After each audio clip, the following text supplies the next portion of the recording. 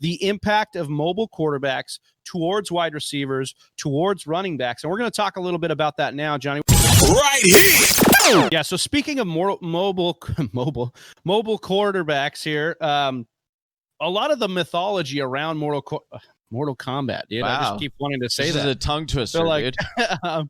a lot of the mythology around mobile quarterbacks is that they improve the game for running backs. I've even said it. I've been guilty of saying this. Like, if you have a mobile quarterback, it opens up running lanes for your running back. If you have a mobile quarterback, that might not be good for wide receivers because he's going to want to run more and not throw to the wide receivers. But Pro Football Focus put out a series of articles on the impact of mobile quarterbacks towards wide receivers, towards running backs. And we're going to talk a little bit about that now, Johnny. We're going to start with the wide receivers. And I think one of my biggest takeaways here was the fact that QBs are likelier to rank, or wide receivers are likelier to have a average depth of target much farther down the field with mobile quarterbacks, because when plays get off script, Johnny, they're going to be looking to push the ball. They want the big play. I just think of all these years with Aaron Rodgers. Like, when Aaron Rodgers would roll out of the pocket, man, he wasn't looking to kill you on the dump off, man. Right. He wanted the home run every time. And that's what we're seeing with all these guys who maybe grew up watching Aaron Rodgers, and some of these guys get outside the pocket. You look at Patrick Mahomes, you look at Lamar Jackson. Some of these guys are Deshaun Watson, who we just talked about, who push the ball way down the field when they get outside the pocket. So we see those wide receivers seem to get deeper targets. I thought it was interesting here, Johnny, and I'll let you get on the mic here in a bit. I thought it was interesting that they mentioned Tyrod Taylor stacked with Big Mike Williams here in the same breath as Deshaun Watson and Brandon Cooks, because you look at Big Mike Williams last year, his average depth of target was 18.27, third highest in the league. And it kind of made me start thinking a little bit better of Mike Williams. So I'll have to do a little bit more research on that. But I thought it was really interesting to talk about Tyrod Taylor as this mobile guy who could push the ball down the field. But, remembering kind of the brief stint he had with Sammy Watkins in Buffalo, you remember some of those big splash plays. Yeah, so it's really, really funny, Travis, because I do my own show notes. Travis and I do our own show notes separately once we come up with our topics. And Travis, you did not know this, but under 2, I could show it to you right here. Under my number 2 takeaway was, careful putting that up on the screen. It's hot right now. It's hot. But the number 2 point for the wide receiver that I want made me rethink BMW Big Mike Williams ...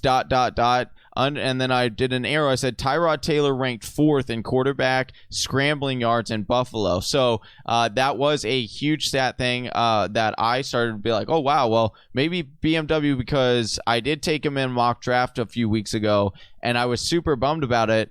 But maybe I do need to start rethinking BMW and his draft price. The other thing that I took away, too, that I thought was interesting for the wide receivers, just how much Gardner Minshew scrambled, right? And so this was I know a lot of people are really concerned with DJ Chark and whether or not he can repeat. And I think that, based on what this article is saying and everything that it's found, it's saying that, no, you can trust in DJ Chark, and it's someone that you should have confidence in grabbing.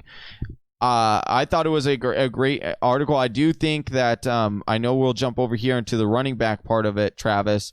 But I think it's a good segue because Tyrod Taylor, like we said, with the benefit for BMW, all of a sudden Austin Eckler. Now I started to kind of rethink about where my positioning was with Austin Eckler, and I did think that how crazy was it that this article kind of pointed out, for running backs, we're opening where we like to say that it opens lanes rushing. Not necessarily the case, but even if it was, then you take a look at what a running quarterback does to the targets for a running back, and it really significantly decreases it. You guys have got to check these articles out on Pro Football Focus.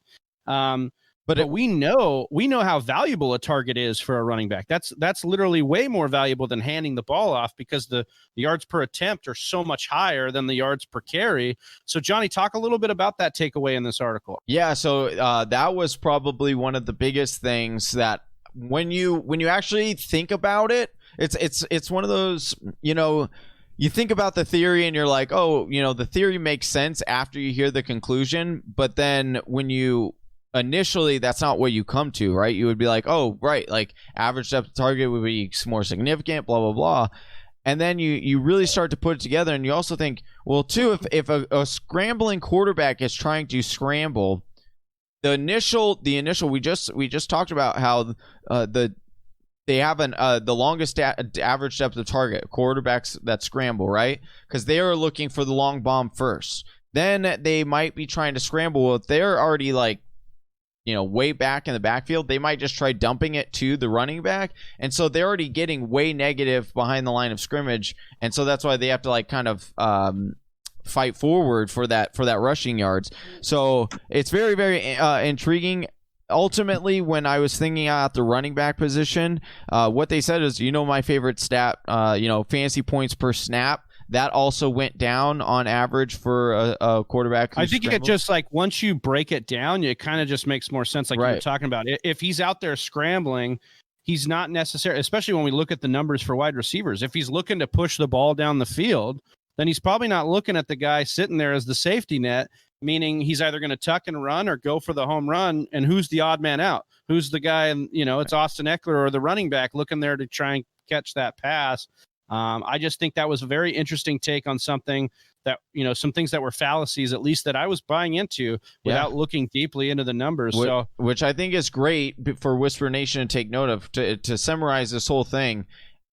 Basically, if I'm looking at a running back with a scrambling quarterback, it's not significant. None of this data was significant enough maybe more on the wide receiver side than the running back side. Nothing on the running back side would scare me off significantly from grabbing a running back with a scrambling quarterback. Now, where I will say to use this to your advantage, one, if people are higher on a running back because they have this notion of, hey, he's with a running quarterback, so therefore you must be better, then take advantage of that, or vice versa. If someone does think that, like, I don't want to, or you have like two running backs that you're in your mind, you're dead set on, and you can't decide, like, use that as a nice little deciding factor. Say, hey, I would rather go with this guy over this guy because he doesn't have a rushing quarterback versus he does. So, yeah, I think the biggest thing I was kind of getting excited about, and maybe I just have goggles on for him, is Marquise Brown.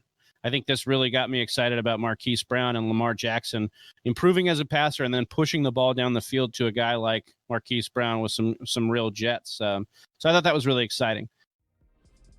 Thank you for listening to the Fantasy Whisperers podcast. You can hear more from John and Travis on Google Play, SoundCloud, and iTunes. You can also follow us on Instagram, Facebook, and Twitter at TF Whisperers.